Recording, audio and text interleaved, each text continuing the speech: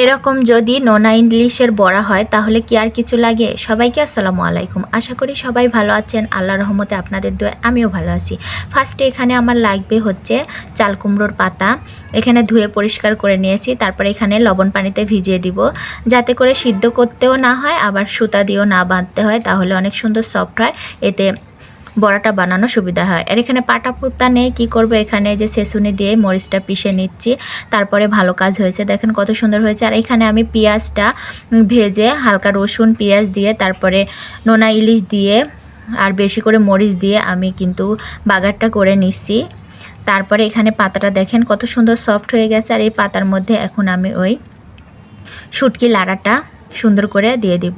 শুটকি লাড়াতে কিন্তু অন্য কোনো মশলাই দিই নাই, রসুন পেঁয়াজ আর কাটা ইলিশ আর বেশি করে ঝাল লবণ হলুদ আর মরিচ বেশি করে দিয়েছি ঝাল ঝাল করে। আর এখানে দেখতেই পাচ্ছেন আমি কিভাবে বড়াটা বানাচ্ছি। এখানে বেশি করে পাতা নিয়ে তারপরে পরিমাণ মতো শুটকি বাগারটা দিয়ে তারপরে এখানে আমি এই যে বড়া বানিয়ে নিলাম। আপনাদের দেখার সাথে আমি আরও একটা বানিয়ে নিচ্ছি। দেখেন আমি কতটুকু আন্দাজে দিচ্ছি, মানে যে যেমন খাবে তেমন আন্দাজে বানাবে। বড় করেও বানানো যায়, ছোট করেও বানানো যায়। আমি এই যে মিডিয়াম সাইজে বানাচ্ছি।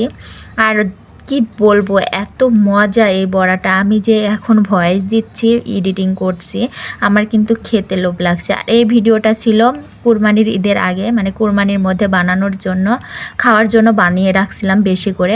আর এখানে যে বক্সে করে রাখছি, বানানো ফাইনালি শেষ। আর হচ্ছে কিছু ভাজবো, এই যে তেল গরম হয়ে গেছে, আমি একে একে সবগুলো বড়া তাওয়াতে দিয়ে যে উল্টিয়ে পাল্টিয়ে কিন্তু টাইম নিয়ে আমি ভাজবো। কারণ হচ্ছে শুটকি কিন্তু রান্না করা, বাট হচ্ছে পাতাটা হচ্ছে কাঁচা, এই জন্য ভালোভাবে উল্টে পাল্টিয়ে আমি হচ্ছে চাল কুমড়োর পাতাটা ভালো করে ভেজে নিচ্ছি। আর দেখতেই পাচ্ছেন কেমন কালার আসতেছে, অসাধারণ। আর দেখেই মনে হচ্ছে লোভ লাগছে না? যদি কারোর লোভ লাগে অবশ্যই বানিয়ে খাবেন, কারণ আমি তার বানিয়ে দিতে পারবো না। আমি রেসিপিটা বলে দিলাম, আপনারা সবাই ট্রাই করবেন। জাস্ট গরম ভাতে আর কোনো তরকারি লাগবে না, এই একটা বড়া দিয়েই পেট ভরে ভাত খাওয়া হয়ে যাবে। এখানে আমার এই দেখেন হয়ে গেছে, আমি উঠিয়ে নিচ্ছি।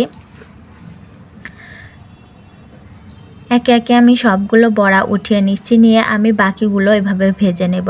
আর বাকিগুলো কিন্তু আমি হচ্ছে ডিপ ফ্রিজে সংরক্ষণ করে রেখে দিলাম, কারণ আমি 12-13টা হচ্ছে বড়া বানিয়ে নিয়েছি, তার মধ্যে রেখে দিছি। আর 6-7টা ভেজে নিচ্ছি। এখানে ফাইনালি আমার ভাজা হয়ে গেছে, এখন খাওয়ার পালা।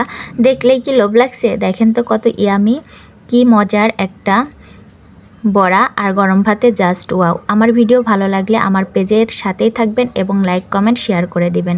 আর আজকের মতো ভিডিও এই পর্যন্ত। আল্লাহ হাফেজ।